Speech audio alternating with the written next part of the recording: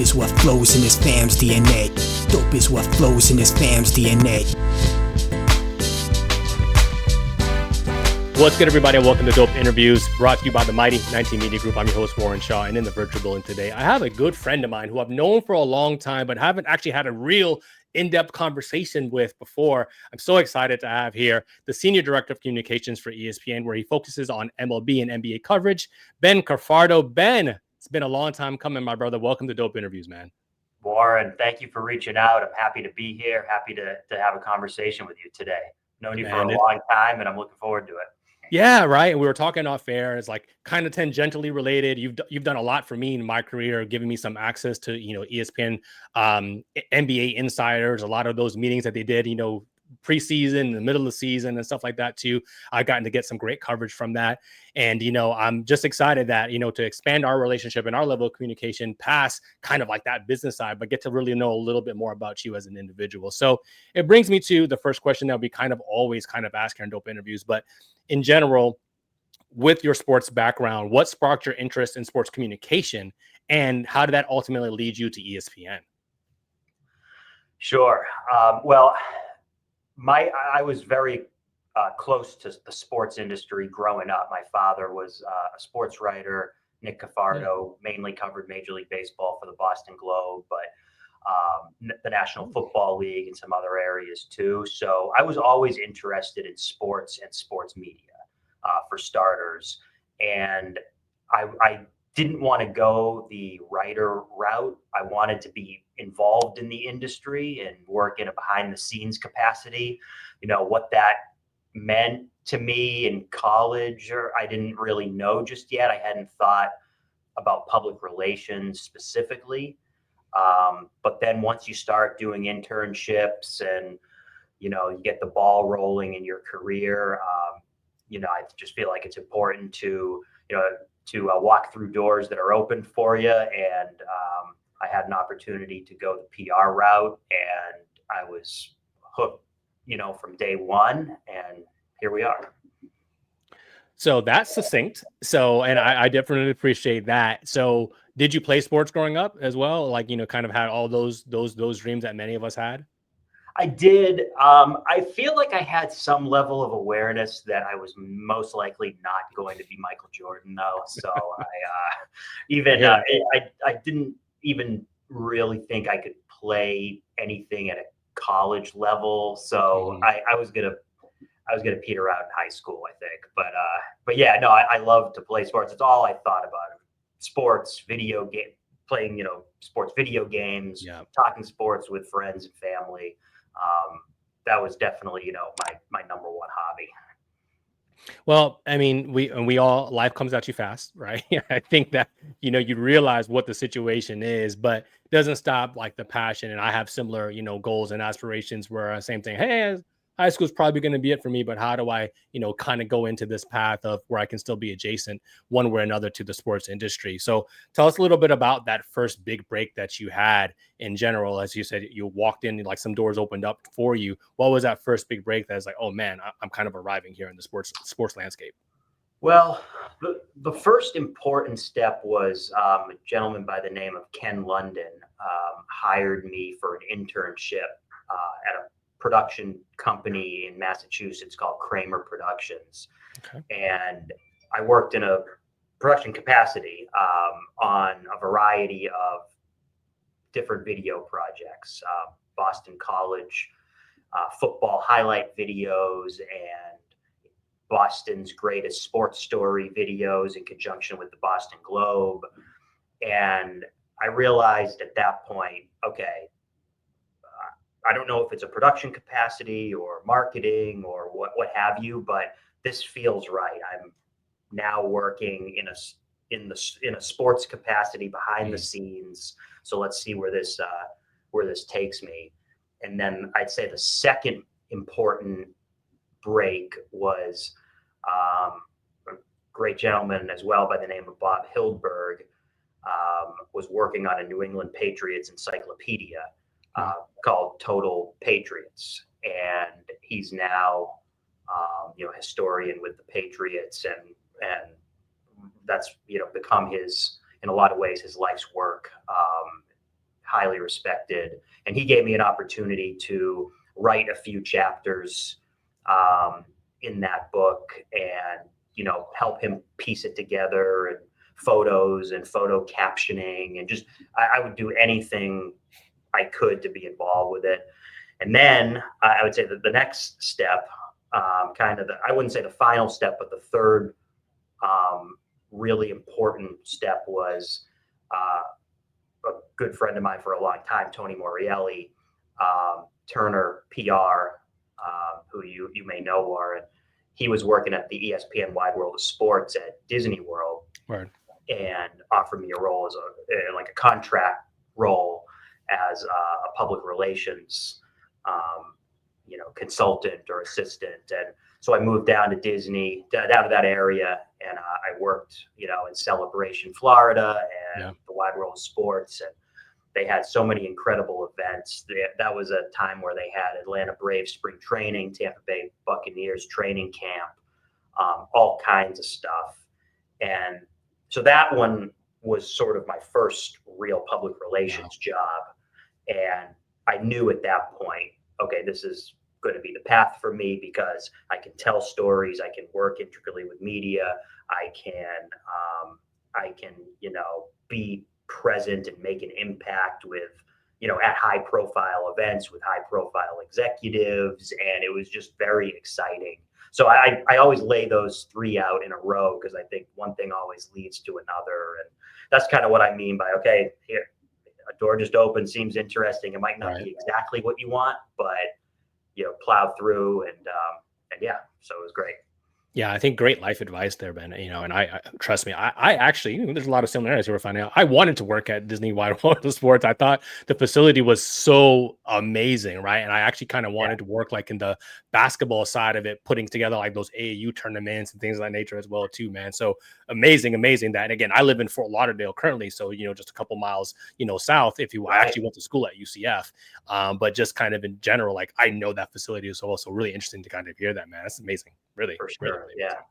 So Ben, that kind of puts you on the path, if you will, Disney, ABC, ESPN, kind of so forth and so forth. So what was your first day at ESPN? How did you land that job in the role that you're in currently? Once that year and change was up in Florida,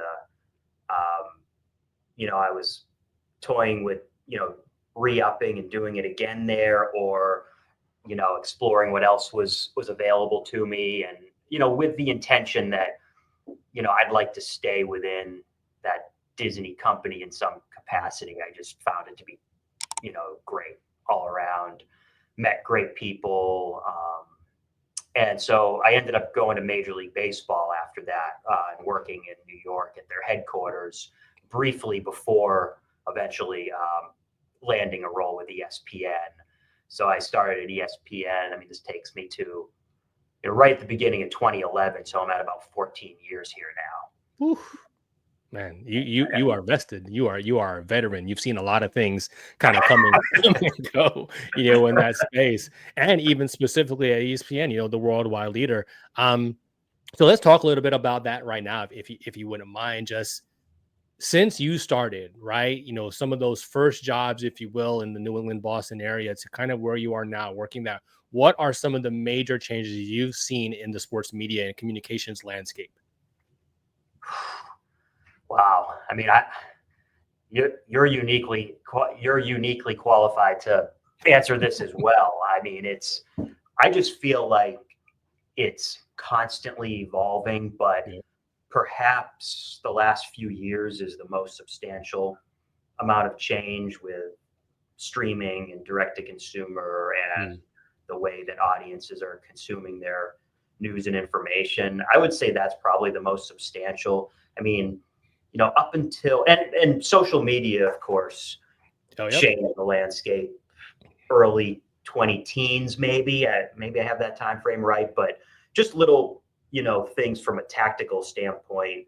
From a PR end, you could suddenly make a lot of news by tweeting out an NBA Finals rating, as opposed to, writing a 2-page press release about it. Right. And so that was a interesting transitional period, and a lot of, I think that people gravitate towards visuals now. So, it's not modern enough to fire off a tweet about news anymore. It's going to have to be a nicely concocted social graphic and that thing. So just little tangible things.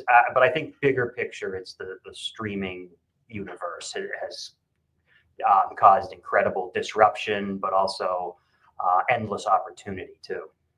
Yeah, I think great points. You're embedded in this, and I think to even drill down maybe a little bit more is how have you had to change your own approach to this as it is shifting and changing, because understanding that the analytics are for some crowd, but not for others, right? But player empowerment is also taking a part in kind of what we do and how we consume content, social media, as you alluded to, in streaming. How have you, I guess, cultivated your own approach to the team that you lead to make sure ESPN kind of stays at the top of its coverage? Sure. I think that you always have to be willing to learn and listen, evolve, get better. I think if you go to work every day with that approach, you're going to be successful and you're going to have more wins than you do losses. So I rely a lot on my team because they come in with incredible ideas. They view the world differently. They are more, I think they just have their ear to the grindstone, so to speak, in terms of, consumption habits of younger people. So figuring out what those are and how to tailor PR strategies to that, I think is really important. And that's what we're all aiming for, our younger audiences and expanding our audience. I think that's the primary goal of anybody in sports and in the sports business right now, is making sure that young people are still interested in sports the way that like all of our generations were prior. And there's never been more competition for eyeballs. I mean, I have a 10-year-old son who is interested in sports to a degree, but he and his friend group and cousins, I mean, it is challenging to break through the video game, era there. So you have to just get in front of people in ways that you probably didn't before and think outside the box. I know that's cliched, but it's ultimately we have to cultivate another generation of avid sports fans. Yeah, I think that's extremely, extremely well said. Having a son myself, understanding a little bit of that. And there's a lot of discourse around how sports is covered in general, which I kind of want to get your thoughts on, on the other side of this too. But before we get to that, you talked a little bit about their kind of empowering your team and your staff. And in my full-time role that I have when I'm not podcasting, I often have to do that. I actually work at a university, and it's just like, listen, hey, these younger folks, we need to empower them. We need to manage per se, but not, like oversee. And I don't want to feel like, I'm like a taskmaster. Like I want to empower you to tell, hey, and I always tell them, what would bring your butt out of your housing dorm to come to this program or event? Mm-hmm. Right. Think in that standpoint, because I can tell you from my lens, but it's not the same thing that it was 10, 15, even 5 years ago. It's different, especially since COVID. So I guess my larger question is, how do you professionally develop? How do you get professional development at this stage when you've had so much experience, but the world and the way that we cover things is changing so much? Do you just have to live it? Or is there something that you can actually do to professionally develop yourself? That's a great question. I do think you have to live it to a certain degree. Fortunately, at ESPN, there's opportunities for development and growth, and they're built into the employee experience. So there is an advantage to that degree. But I really think it's day in and day out being curious, having conversations with people like you are, and expanding your network and just listening to others, learning. I think that management element of it for me was more challenging than anything at first, just when I started to manage people. I look back at like my early days of managing and wish I just wish I had the perspective that I do now. Yeah. People want to feel important. People want to feel like their work matters. Yep.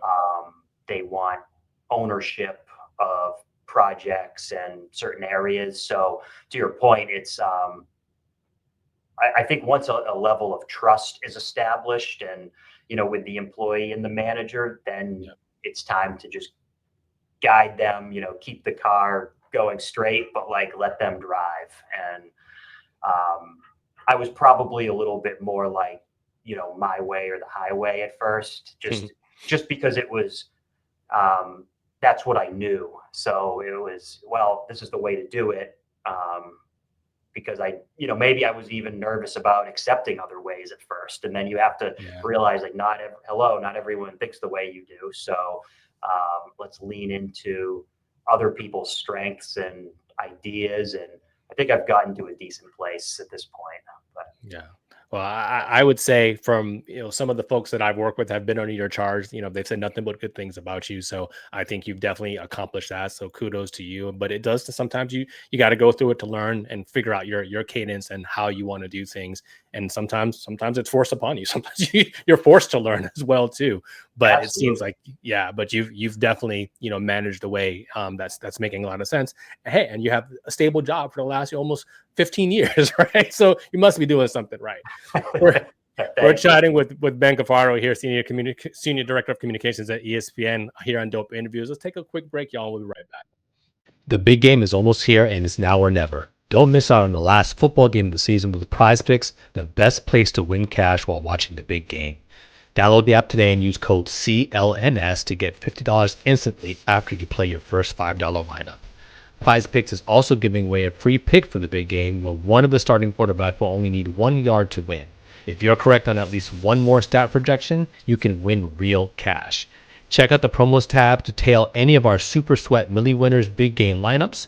If you tail a lineup that goes 3 for 3, you can win a split of $1 million in promo funds. Will Patrick Mahomes pass for more than 1.5 TDs? Will Saquon Barkley rush for more than 95 yards? These are the types of picks I debate when playing PrizePicks. Just download the app and use the code CLNS, as PrizePicks is the best way to get action on sports in more than 30 states, including California, Texas, Georgia, and Florida. PrizePicks puts their members first, so with all withdrawals, they are fast, safe, and secure. When my picks hit, I can get my money in as quick as 15 minutes. Remember, download the app today and use code CLNS to get $50 instantly after you play your first $5 lineup. PrizePicks. Run your game.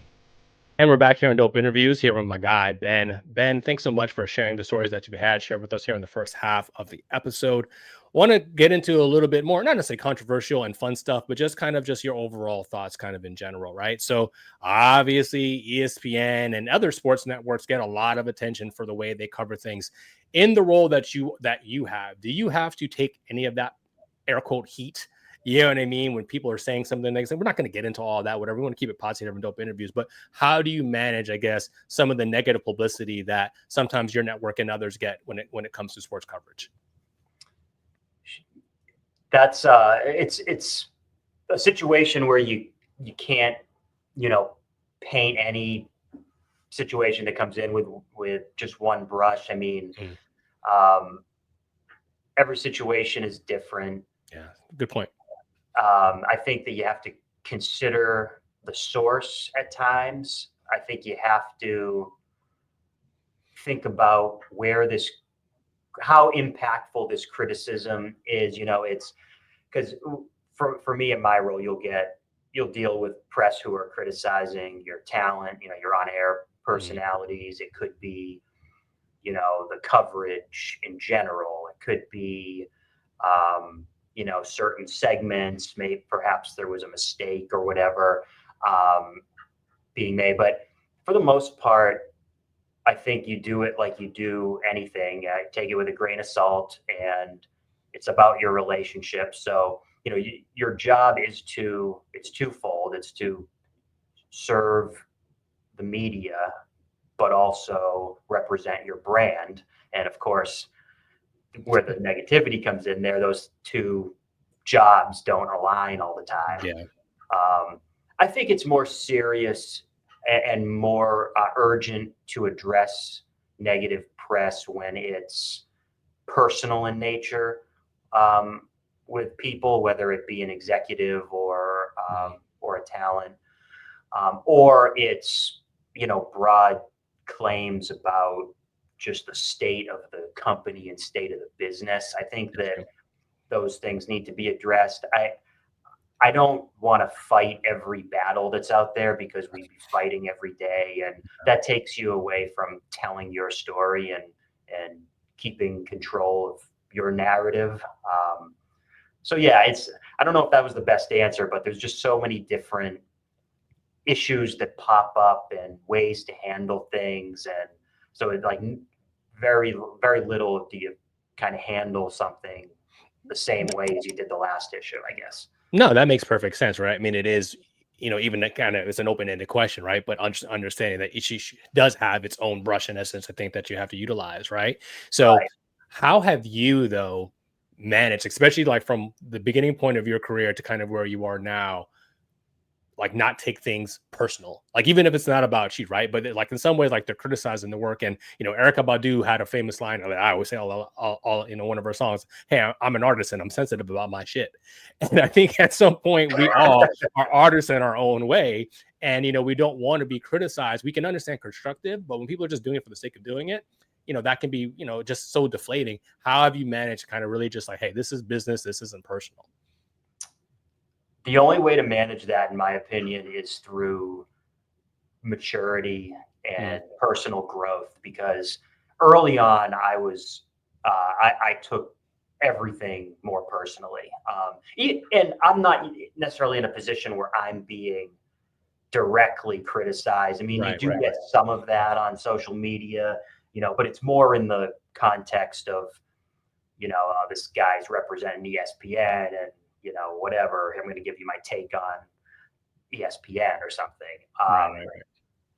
But even then, if people would criticize, on air folks that I represent, I would take it personally. I still do to a certain extent if it's cheap and unfair and personal in nature.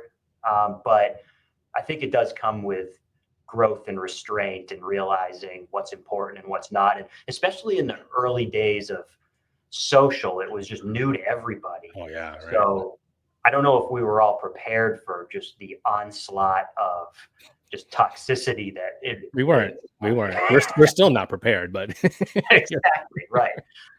So yeah, I mean, I think some of the writers who cover us,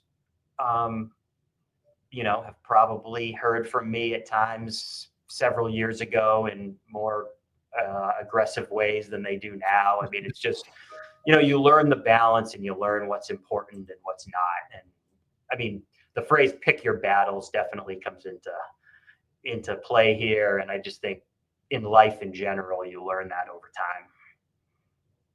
Yeah, I can say that there's times where I've wanted to shake my fist at many things, and you just realize sometimes the juice isn't worth the proverbial squeeze. Right. I think you're right, and yeah, picking your battles, I think, is a great way to phrase that. Ben, let's talk a little bit about MLB coverage, specifically, and some of the highlights that you've had in your career, right? So obviously, you've had an opportunity to work with so many amazing people, many talented and guests. Just pick out one or two moments where just like, man, this was such a dope and amazing project that I got to be a part of, and just give our fans, listeners, a little bit of insight behind that experience. Absolutely. So yeah, so I've been here 14 years. This will actually be my 15th Major League Baseball season upon us here. So I've always felt a deep connection to the sport. I mean, having worked at the league office, as I mentioned, as well, and just through my father's sports writing career. I love sports in general. Baseball's always been right at the top of the list for me. And, growing up in Massachusetts, where at the time the Boston Red Sox were everything in the region.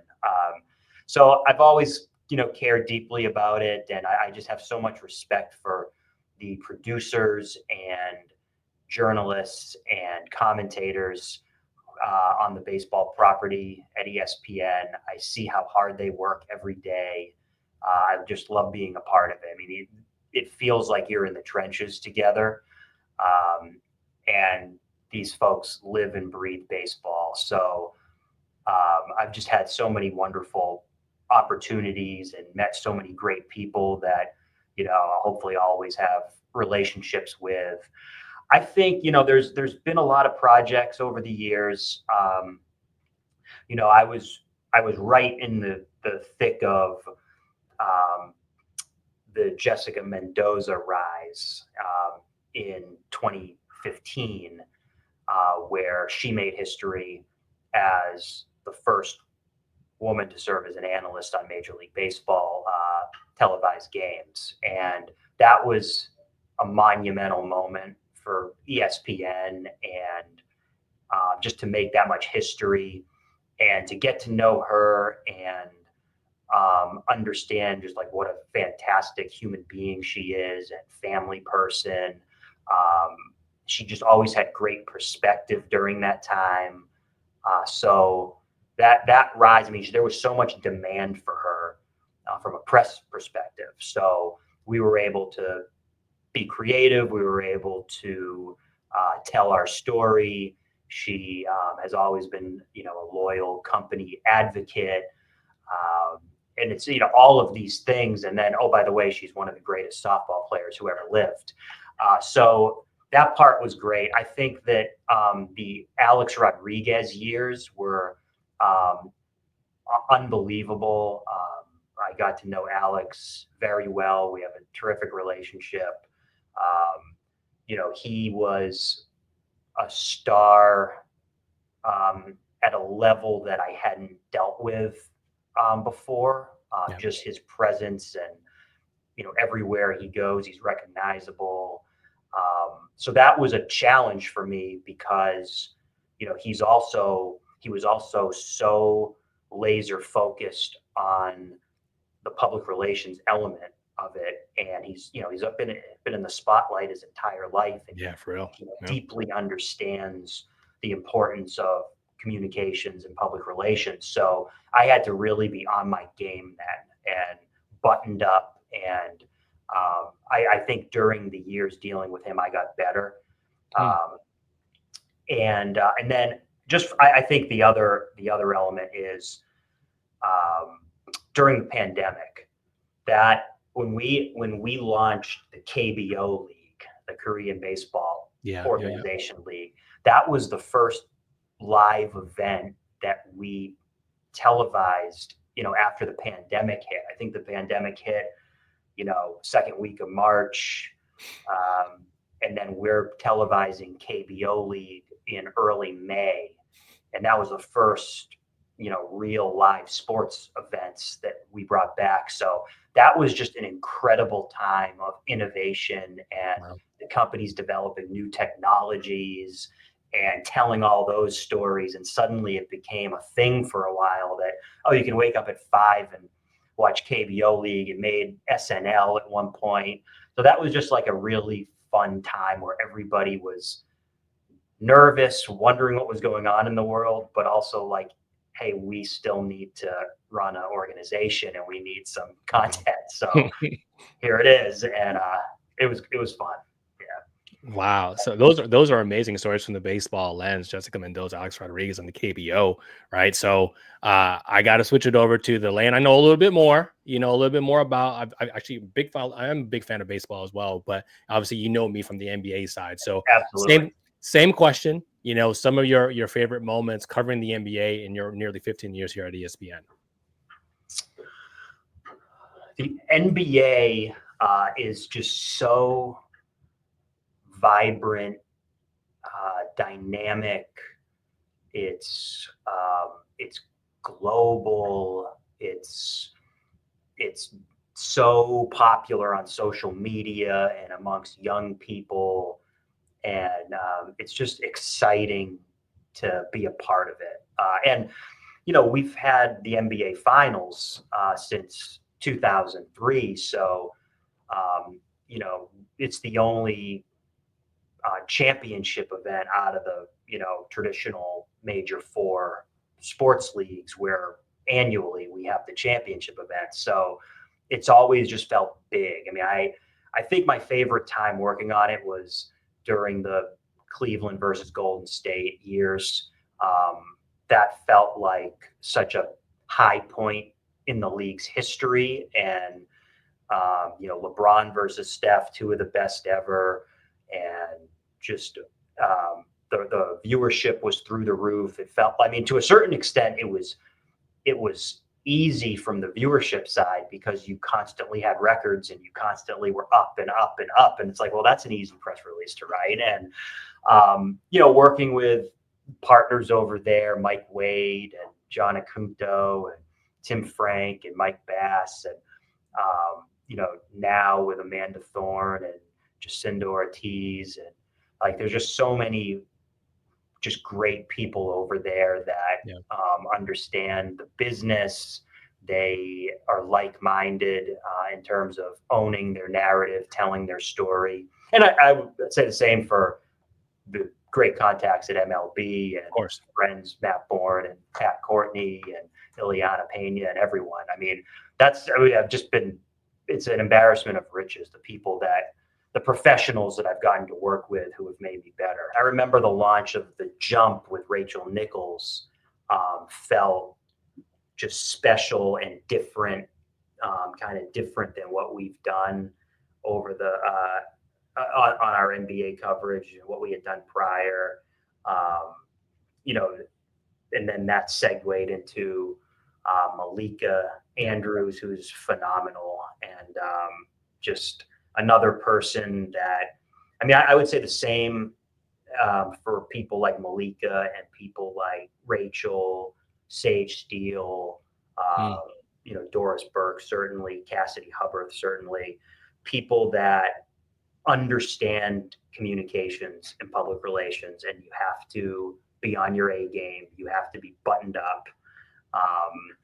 And so I think that I do better in those situations because I feel like there's a challenge to be my best when I'm dealing with those people. Yeah. It's so fun all the time.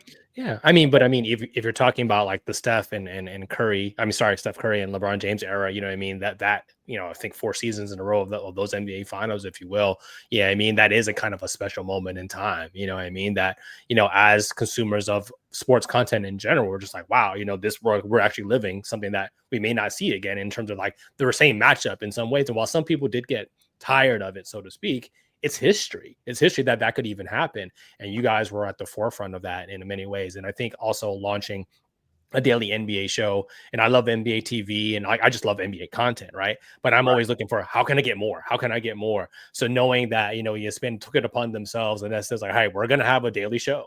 I was like, oh, thank you. You know what I mean? I don't have to just wait for the highlights on NBA TV anymore. Like, there's a daily show in the middle of the afternoon that I can be able to catch on even if I'm at work and I have it on my phone or whatever the case may be. That meant a lot to me as a consumer of NBA content. So, I appreciate, ESPN and your leadership, in trying to make some of those things happen for diehards, if you will. Well, and you are to contribute greatly to NBA and the content that fans consume, and you're part of the fabric of the NBA as well. And I think it's just for anybody who loves the NBA, like I was a 90s Jordan era kid. There was nothing more important to me than Michael Jordan. I was obsessed. I'm a Boston Celtics fan, but nothing was. Let's go, Ben. I knew I loved you. so Jordan, I obsessively watched Jordan growing up. It was, if he lost a game, it could be a regular season game, NBA on NBC back in the day. I was just like, I was hurt for the rest of the day. Oh my God. So to come from that obsession, and then basketball is always my favorite sport to play, and then to be able to be a part of it in some way here is, it's cool, man. It's cool. Ben, we are kindred spirits, brother. Like, you know what I mean? I'm Jordan era, definitely was a big Jordan fan, but I've, migrated to the Celtics, aura, if you will, too. So great year for me, in terms of last year and then winning the championship, but not being biased in my own coverage, which brings me to one of my final questions here for you. So we know like Stephen A, he's a big Knicks fan or whatever the case may be, but sure. ESPN, like you are representing kind of all sports, and you specifically in MLB and obviously the NBA. Are you able to kind of contain your own fandom for things that you really grew up, in certain areas and regions rooting for these certain teams. How do you keep that bias out of what you do from a professional standpoint?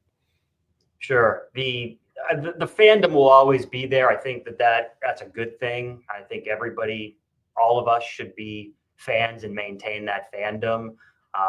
There's certain moments where you have to catch yourself. Like, am I promoting the Celtics a little more than the Cavs here? I got to be careful. But no, I mean, I think you just learn to check yourself there, and it's good to have friends who aren't in the industry where you can communicate, just like get all that out on the side, take it to the workplace. But you being in a content, more journalism role, how do you do it? It's been tough. And so I find like my co-host is also a Celtics fan. And so like, even if we mention it, then all of a sudden I see him like his eye, and all of a sudden he's more passionate. And I'm like, all right, I got to like re-steer the conversation so that we don't go too far and like lean into the green, if you will. Right. So it is really, really interesting. Like we almost don't talk about the Celtics on the baseline, only like if something really, really major kind of came up. I'm not saying we just avoid it, but I know anytime it comes up, we both want to like lean into it. I'm like, no, this is not a Celtics podcast. I had a Celtics podcast, so I can do that. I was doing that with Gary Washburn for a little while. Now I'm like, all right, the baseline is all NBA. So you're right. It is a checks and balances. And I think as you're doing your show notes and understanding, but also being able to flip on the script, like, hey, in the moment, like, hey, you know what? We're going too far here. Let's bring it back to the middle. Yeah. Shout out to Gary Washburn, by the way. One of the best.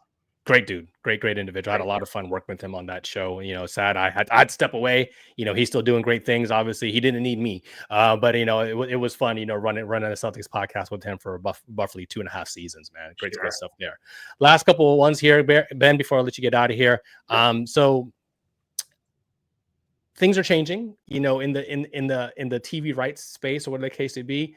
Do you think, and I don't know, you may not be able to talk about it, but do you think you'll have the ability, will you work with like the TNT crew once, the TV stuff kind of changes over? And I know they had the ability, NBA on TNT is going to continue to retain some semblance of their rights to broadcast. So integrating kind of with what's going on with, Amazon and NBC and what you all have going on as well too. Are you looking forward to that? Like that new mix of coverage and, even new personalities that are going to be coming into the space? Absolutely. Anything new I gravitate towards, because I feel like that's, as a storyteller, which ultimately is what a PR or communications professional is, you want new stories to tell about your business, about the content that you're promoting. So, I view that inside the NBA partnership as a win-win for all involved. And selfishly, I hope that, that will mean working with Tony Morielli, Nate Smeltz, who originally hired me at ESPN. Wow. Hopefully that comes into full, because they're great. And it would just be such a natural partnership. So I'm looking forward to that. I think that, that show is legendary. Of course, it's one of the best sports shows of all time. Everyone knows that. And those talent are all like unicorns. We'll never kind of see that again. And the NBA has just gotten the demand for NBA content, as you were mentioning, is enormous, and it's year round, and there's no off season. So there's so much to go around. I mean, if you pair just the talent lineup that I mentioned in-house right now with that crew, it's I just think it's going to be, we're the place that NBA fans want to go already, but it'll be even tenfold with inside the NBA. Yeah. Expertly said. And for those who are looking to be the next Ben Cafardo, what advice do you have for you young professionals who want to get into this space, especially with how it has changed and emerged since you started X amount of years ago? What advice would you give to them now, as they want to enter sports communication? Well, first of all, it's competitive. We all know that the entire media industry, everyone wants to be a part of it. Everyone wants to work at these, major sports entities and work in sports. So think about how you differentiate yourself, but also I've just found show up demonstrate that you care about the work you're doing and you care about doing a good job, and you'll get opportunities. That part is invaluable. Leaders need teams and personnel that they can trust, and they feel like they're in the foxhole with them. So I know that a lot of it is intangibles. A lot of it is, realizing when you're being presented an opportunity and taking it. Meet as many people as you know, and don't get discouraged that you're not getting your dream gig right out of college. Sometimes, especially in this profession, you have to go through slower times, but you're building, and it might take a few years before you really get a good gig after school or what have you. So be patient, and like I said, meet as many people as you can, and make sure that the work is first. I know there's different ways to advance and get ahead, but if you're doing good work, then that's the perfect foundation for your career, and you'll get opportunities. Wise words from an even wiser man here, Ben Cafardo, Senior Director of Communications for ESPN. Thank you so much for sharing your story, some of the great opportunities that you've come across in your life, but also now some of that wisdom for people who might come in here after you. I am Warren Shaw. Make sure you follow me at Shaw Sports NBA or Dope_interview. He is Ben Cafardo, man. Make sure you follow him at Ben_ESPN. And this has been another Dope Interviews, y'all. And we're out. Thank you. Together we stand, divided we never. The vision is one, striving for the better. Working as a team, working toward a dream. It's not even work when the team is the dream. On a united front, we got our own back. A band of brothers to counteract any attack. One heart in fact, forget what the blood say. Dope is what flows in this fam's DNA. So let's do it for the love, give to the max. Listen to opinion, but react to facts. And remember that together with a shh, but separate, just pieces of it.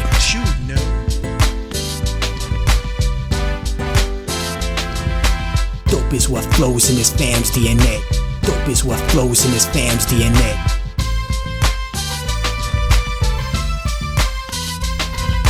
Family represent like a tree with names on it. We're free, no chains on it. Relieved, the pain's gone, I can see. We come together like questions on the quiz. Mojo Flow and Viz, man, you know what it is. And if ignorance is bliss, you're gonna hate this lesson. Organized intellect like a tropical depression. My symbol is the cross, a mic and ghost peppers. Cause I'm just a black sheep growing up to be a shepherd. Moonlighting as a weapon to protect the children. Every brother is a father, dynasties we're building.